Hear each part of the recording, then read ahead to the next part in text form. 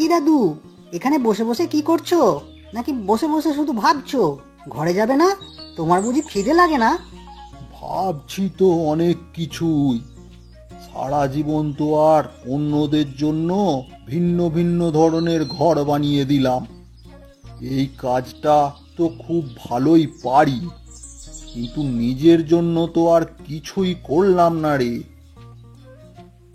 কে বলেছে কিছু করলে না? তুমি তো আমাদের বাড়িটাও করেছো, সেটা তো তোমারও বাড়ি। সে তো রয়েছেই, কিন্তু ভাবছি এমন একটা বাড়ি করব যেটা দেখে সবাই খুব অবাক হবে, আর এটা দেখার জন্য সবাই চলে আসবে। সেটা আবার কেমন ধরনের বাড়ি হবে? এই যে পানা পুকুরটা রয়েছে, এখানে একটা বাড়ি বানাবো, পুকুরের ওপর ভাসবে, যেটা রাজকীয় বাড়ি হবে, বুঝলি? কি বলো দাদু, পুকুরের ওপর আবার ভাসমান বাড়ি হয় নাকি? হ্যাঁ হয়। এই বাড়িটা বাঁশ দিয়ে তৈরি করব। এখানে তো চারিদিকে অনেক বাঁশ গাছ রয়েছে, তেমন বেশি কিছু কিনতেও হবে না। তুই শুধু বাজার থেকে কিছু দড়ি নিয়ে আসবি তো। তোমার যে মাথাটা মাঝে মধ্যে খারাপ হয়ে যায়, সেটা তোমার কথা শুনলেই বোঝা যায়। এরকম নদীর উপরে তো নৌকো চলে, কিন্তু পুকুরের ওপরে আবার বাড়ি হয়? এমন কথা শুনলে সবাই তোমাকে পাগল ভাববে। আরে ভাবুক না, আমার কাজ আমি শুরু করব। চলো চলো, এখন ভাত খেতে চলো। কিরে তপন, শুনেছিস দাদু নাকি পানা পুকুরে একটা বাড়ি বানাবে? কি যে বলিস, পুকুরের ওপরে আবার বাড়ি হয় নাকি? সেটা তো তাহলে আবার ঝড় জল আসবে যখন ডুবে যাবে। দাদু বলেছে সেটা কখনোই ডুববে না, এমন ভাবেই বানাবে যত ঝড় বৃষ্টি আসুক না কেন খুব সুন্দর করে ভেসে থাকবে। আর সেই বাড়িতে ঢুকলে মনে হবে যেন কোনো এক অন্য জগতে এসেছে। দাদুর তো মনে হয় মাথা খারাপ হয়ে গেছে, তাই এমন ভাবছে। এই নে তোর চা। আরে না, দাদু সারা জীবন ঘর বানানোর কাজই করেছে রে। উনি খুব ভালো করেই জানে কিভাবে বাড়ি বানাতে হয়। আগে তো বানানো শুরু করুক, তখন দেখা যাবে। যাই, আমি আমার দোকানে যাই। চাটা তো খাওয়াই হয়ে গেল, উঠি রে।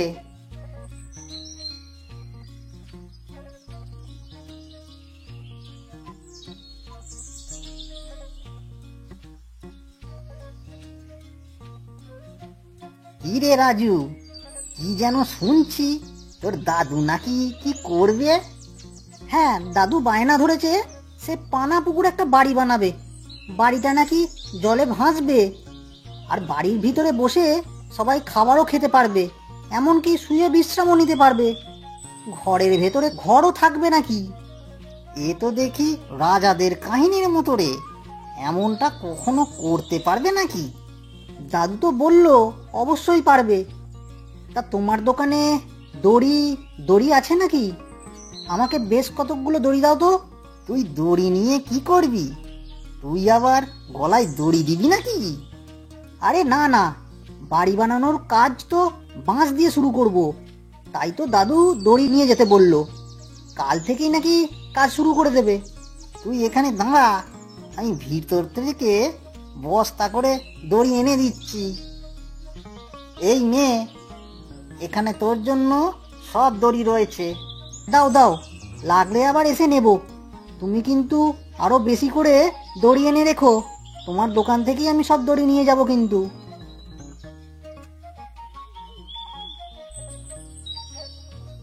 কি রে রাজু, তোকে যে দড়ি আনতে বলেছিলাম এনেছিস তো? হ্যাঁ দাদু, এনেছি তো। এই যে বস্তার মধ্যে সব দড়ি রয়েছে। ভালো কাজ করেছিস, একদম সময় মতো এনেছিস। কাল সকাল থেকেই কাজে লেগে যাব। যে বাড়িটা বানাবে শুনলাম ঝড় বৃষ্টিতে নাকি ডুবে যেতে পারে। ডুববে কেন? নৌকা যখন জলে বাঁধা থাকে সেই নৌকা কি ডুবে যায় নাকি, না ঝড় বৃষ্টিতে উল্টে যায়?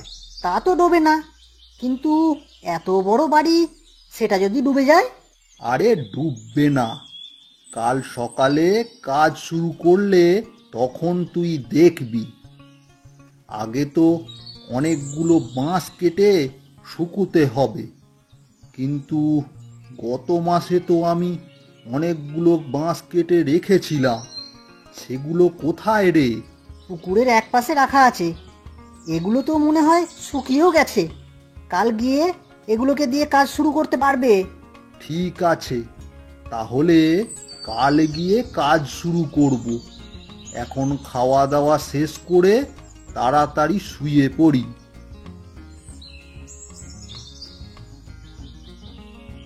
বাবা বাবা আমাকে একটা গাড়ি কিনে দেবে? তুই আবার গাড়ি দিয়ে কি করবি?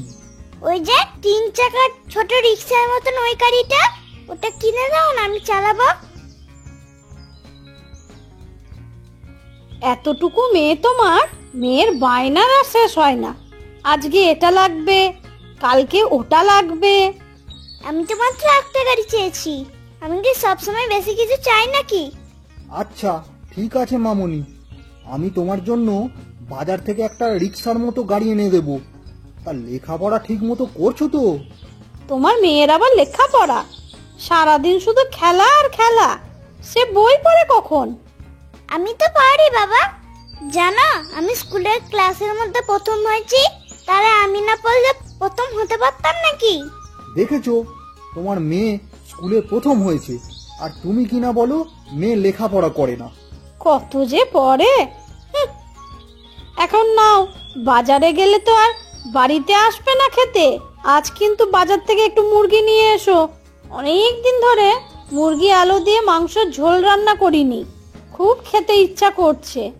তোমারও তো বায়না শেষ নেই, তুমিও মুরগি আলুর ঝোল এসব খেতে চাও, এদিকে মেয়ে গাড়ি চায়। তোমাদের দুজনের বায়না দেখে তো আমি আর থাকতে পারছি না। হুম।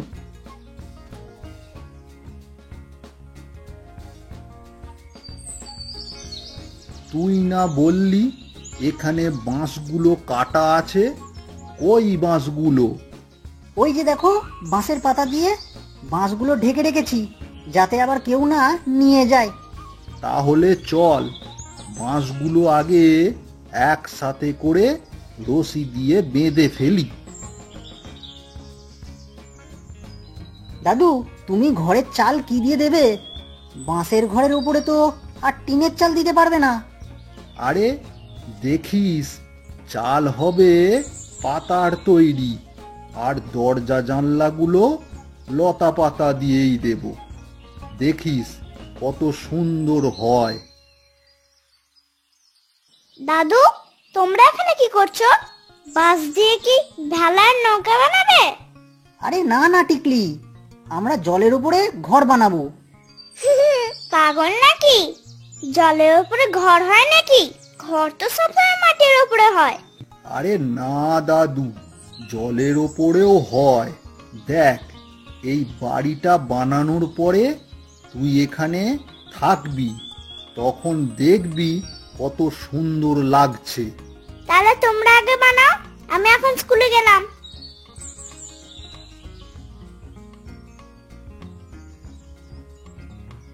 দেখো দেখো, দাদুর কাজ কারবার দেখো, এইখানে জলের ওপরে বাড়ি বানাচ্ছে। কবে যে ফুরুত করে ডুবে যাবে কে জানে। আরে না তো, ডুববে কেন? কিন্তু বাড়িটা তো দেখতে মনে হয় খারাপ হয়েছে, ভালোই তো লাগছে। কি দাদু, তোমার বাড়ির কাজ কি শেষ হলো নাকি এখনো বাকি রয়েছে?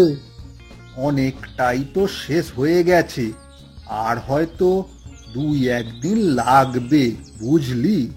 কিন্তু এ বাড়িতে কি থাকা যাবে নাকি? আগে বানাই, এরপরে জল খাবার খেতে চলে আসিস, কিন্তু তখনই দেখবি এখানে থাকা যায় কি না। ঠিক আছে, তাড়াতাড়ি করে নাও, এরপরে দেখবো তোমার বাড়ির কি অবস্থা হয়। সন্ধ্যা হয়ে এলো তো, তোমরা কি এখনো কাজ করবে নাকি? বাড়ির দিকে যাবে না? হ্যাঁ দাদু, অনেক কাজ হয়েছে, এবার চলো আমরাও বাড়ির দিকে যাই। তুই তাহলে সব কিছু গুছিয়ে এখানে রেখে দে, কাল এসে আবার কাজ শুরু করব।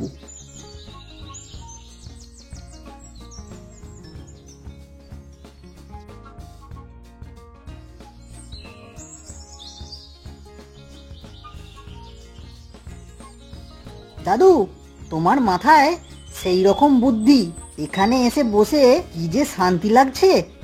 আর এই চারিপাশে বাতাস, জলের শব্দ শুনে এক অন্যরকম মনে হচ্ছে গো।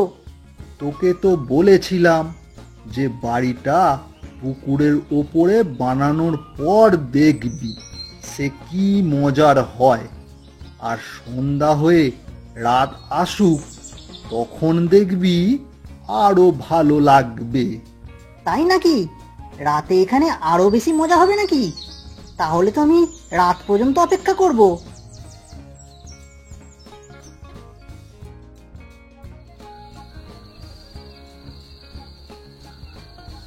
সত্যিই তো দাদু, রাতের বেলায় এত সুন্দর লাগে চারিপাশটা। জলের মাঝখানে বাড়িটার দিকে জোনাকের পোকাগুলো কি সুন্দর করে খেলা করছে, মন ভরে যাচ্ছে গো। এই জন্যই তো এখানে এই বাড়িটা বানিয়েছি। পুকুরের ওপর জোনাকিরা এসে খুব সুন্দর খেলা করে, এগুলো দেখতে খুব ভালো লাগে রে। আর ওদিকে ওই যে দূরে দেখ, বাতাসে বাঁশের ঝাড় কি সুন্দর দুলছে। এখানেই খেয়ে দিয়ে শুয়ে পড়বো আজকে, আর ঘরে যাব না। রাতে এখানেই ঘুমাবো। এখন বুঝি এই বাড়ি ছেড়ে যেতে ইচ্ছা করছে না?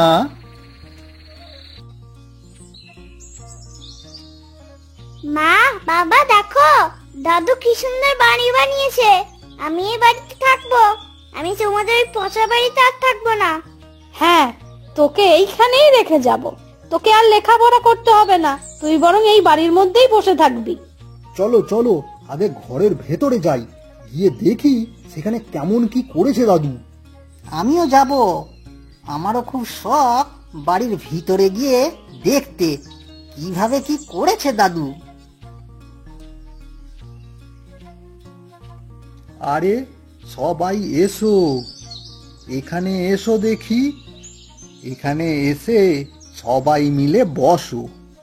রাজু, সবার জন্য তাড়াতাড়ি জল খাবারের ব্যবস্থা কর। এখানে বুঝি আবার খাবারেরও ব্যবস্থা রয়েছে? থাকবে না কেন? এটা তো একদম বাড়ির মতনই বাড়ি।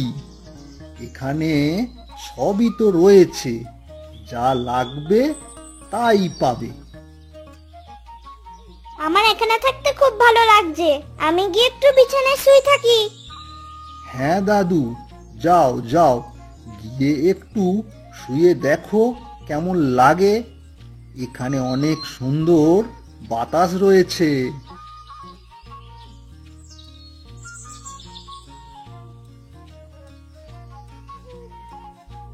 দাদু, আমি তোমাকে মনে করেছিলাম তুমি পাগল বুঝি, তুমি পাগলামি করছো। কিন্তু এখন দেখি এত সুন্দর বাড়ি বানিয়েছো, আমারও তো আর যেতে ইচ্ছা করছে না গো। তোমাদের জন্য তো বানাইনি, এটা দাদু আমার জন্য বানিয়েছে। সবাই মিলে যদি এখানে থাকো, তাহলে আমি থাকবো কোথায়? রাজু বাড়িটা পেয়ে একবারে অস্থির হয়ে পড়েছে। সে এখন কাউকে থাকতেই দেবে না এখানে। তোদের যখন যার ইচ্ছা হবে এসে থেকে যাস। এটা তো আমি তোদের সবার জন্যই বানিয়েছি।